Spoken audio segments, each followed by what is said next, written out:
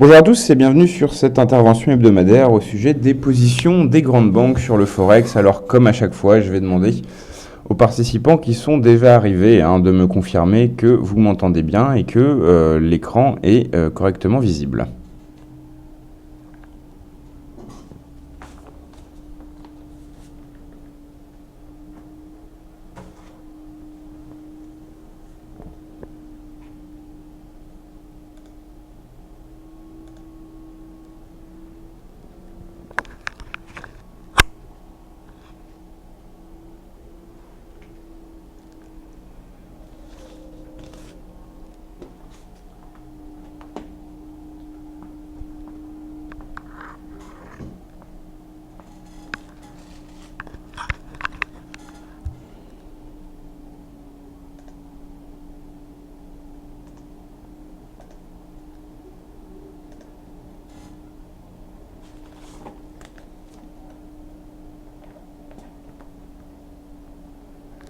Voilà, alors je rappelle que je suis en attente des premières confirmations, que le son est OK et que l'image est bien retransmise.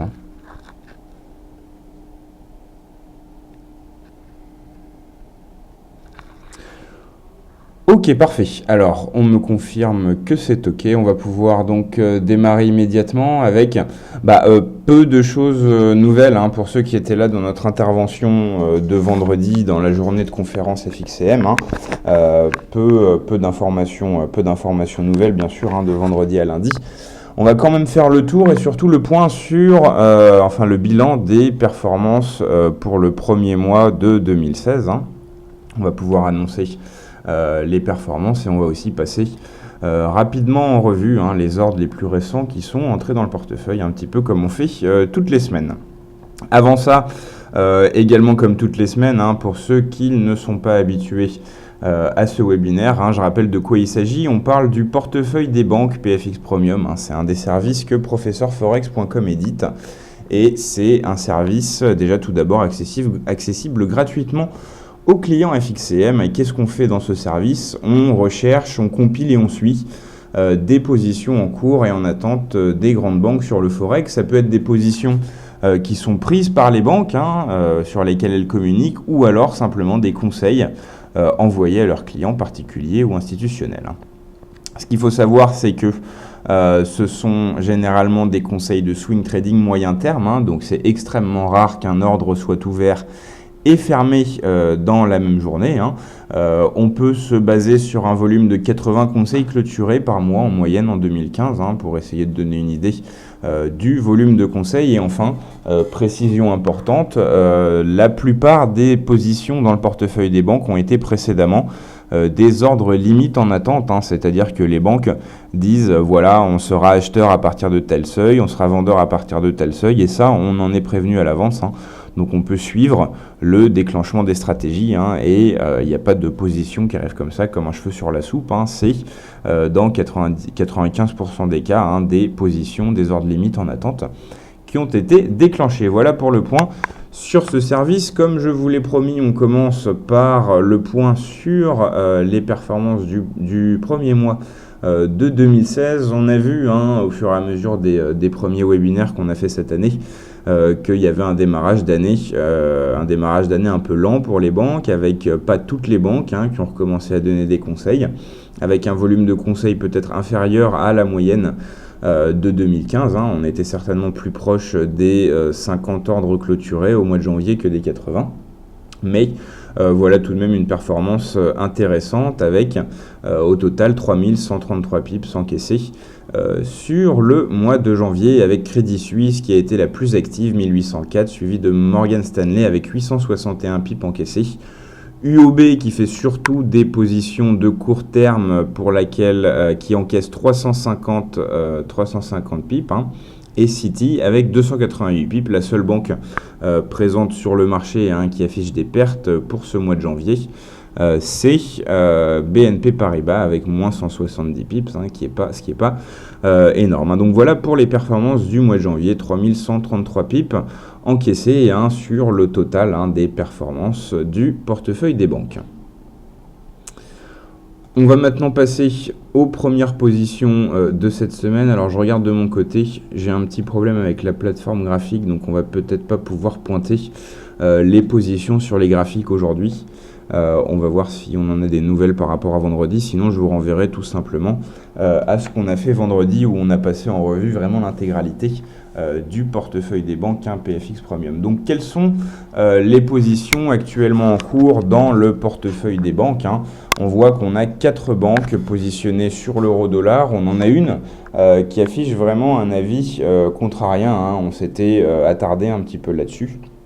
La semaine dernière, vendredi dernier, c'était une position qui avait été ouverte la veille, et non seulement c'est une position acheteuse, donc à l'inverse de ce que pensent la plupart des banques, et à l'inverse de ce qui reste la tendance générale, mais en plus, c'est pas une position tactique. Souvent, les banques prennent des positions à contre-tendance, des positions tactiques, quand elles anticipent une correction technique. Là, c'est pas une correction technique qui est anticipée, c'est vraiment un retournement de tendance, vu que c'est une position de long terme prise par Citi. Donc voilà, éventuellement s'intéresser à ça, à la thèse haussière qui est défendue par Citi, contrairement à toutes les autres banques qui sont actuellement présentes sur l'euro-dollar dans le portefeuille, où on a des positions vendeuses avec une accentuation de la baisse assez nette, anticipée. On est autour des 1,08, 1,09. La Deutsche Bank anticipe une baisse à 1,03. 1,04 pour BNP et 1,0490 pour JP Morgan. C'est quand même des baisses conséquentes pour des positions de moyen terme qui sont anticipées pour ces 3 banques.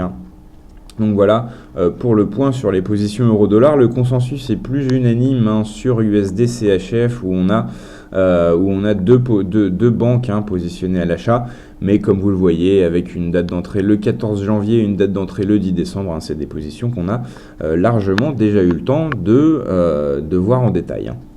En ce qui concerne AUD-USD, on a eu une ouverture de position aujourd'hui. Donc intéressant, alors mes graphiques vont pas mieux, donc on va pas pouvoir les pointer sur les graphiques, mais intéressant éventuellement de regarder sur les autres, cette position ouverte ce matin sur AUD-USD pour Citi, un cours d'entrée à 0,7060, une position de moyen terme qui vise à peu près 200 pips de gain avec un objectif à 72,50 et un stop sur les 0,6950, une position qui se base sur des facteurs macroéconomiques. Vendredi, on a également enregistré une autre position acheteuse, presque sur le même cours, à 0,7070 de la part de Crédit Suisse. Donc là, effectivement, autour de 0,7060-70, on peut voir si c'est pas un seuil important pour plusieurs raisons. On a quand même 2 banques qui sont rentrées à quelques jours d'écart, à peu près sur le même seuil. Pareil pour les objectifs, avec 72,50 pour Citi et 72,10 pour Crédit Suisse, c'est similaire, là aussi. On peut se demander si cette zone représentée par les objectifs des 2 banques n'est pas intéressante à étudier de plus près. Et puis on a aussi, comme on pourrait dire en fond de portefeuille, la position vendeuse de Barclays qui traîne depuis le 23 septembre. Voilà pour cette première partie des positions actuellement en cours cette semaine. Voilà la deuxième partie, donc on a une position USD-CAD qui a été ouverte jeudi dernier, on en a parlé pareil lors de la conférence de vendredi. Sur NZD-USD, également Crédit Suisse, également jeudi dernier, un ordre de vente avec un objectif à 63,50 et un stop à 65,60. Et enfin, pour EuroGBP, des positions qu'on avait déjà eu le temps de mettre en lumière avec Crédit Suisse qui est entré le 26 janvier à 75,85 et Crédit Agricole qui est rentré le 22 janvier à 0,76. 2 positions qui vont dans des sens inverses, même si elles ont été prises quasiment sur le même seuil à 15 pips près. On a une position acheteuse et une position vendeuse. Là, on voit bien effectivement qu'il y a quelque chose qui se joue sur EuroGBP, que le marché n'est pas bien certain de la direction que va prendre la devise. C'est le cas de toute façon en ce moment de la plupart des paires en euros, comme on le voit également sur l'euro-dollar qui a du mal depuis plusieurs semaines à définir une direction claire. Je rejette un œil sur mes graphiques et malheureusement ils se sont toujours pas ouverts. Alors je vais essayer un rechargement manuel.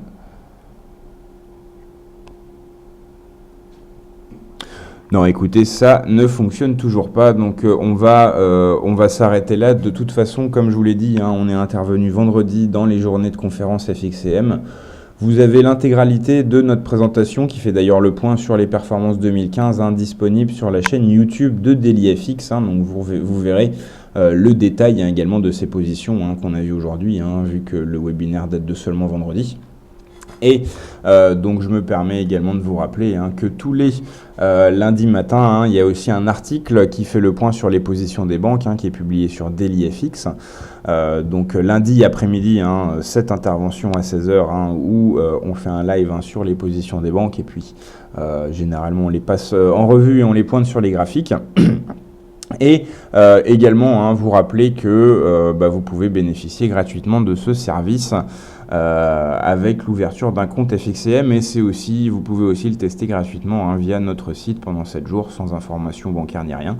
Et comme je l'ai dit, hein, on a chaque semaine des points sur les positions des banques sur DailyFX, hein, si vous voulez suivre un peu ce que ça donne quelques semaines avant de vous intéresser de plus près à ce service. Voilà, je vous souhaite maintenant une très bonne après-midi à tous, hein. Donc la semaine prochaine, on pointera éventuellement de nouvelles positions sur les graphiques, hein. Je m'assurerai qu'ils sont opérationnels avant le webinaire.